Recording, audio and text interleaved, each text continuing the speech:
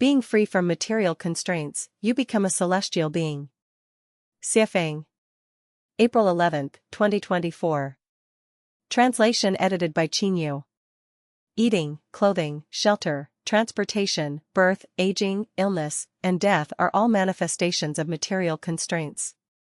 If a person is no longer bound by material concerns, they will be free from the troubles, pains, worries, and fears associated with these aspects of life, and that is what it means to be a celestial being.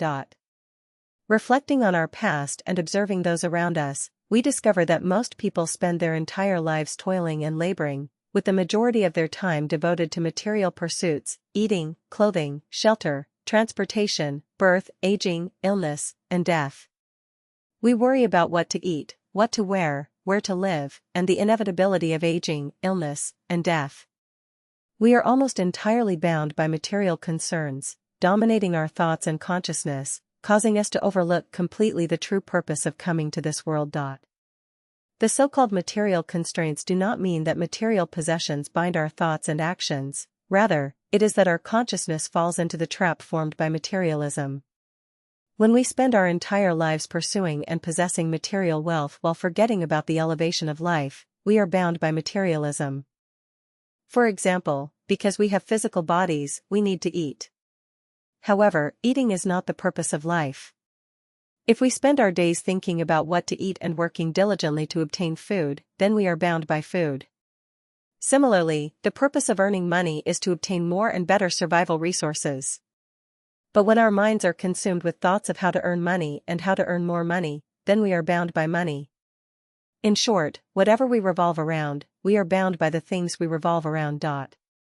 Freeing ourselves from material constraints does not mean rejecting material possessions altogether.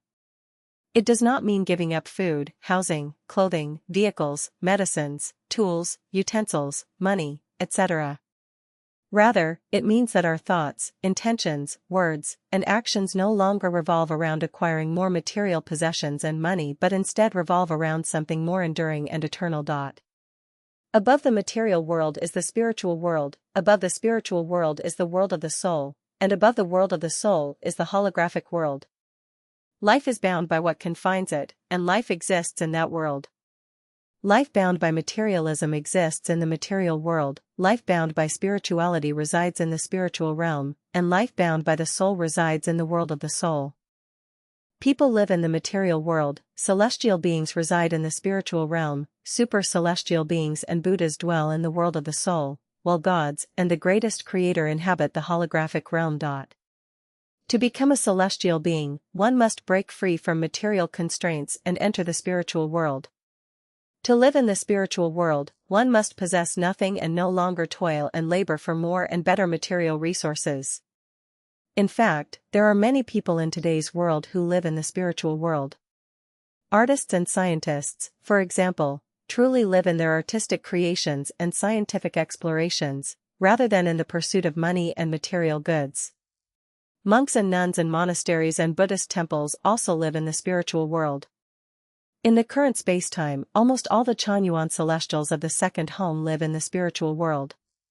They also strive to create material wealth, but this kind of creation is purely a natural behavior and an adjunct to life, not for the purpose of acquiring material wealth.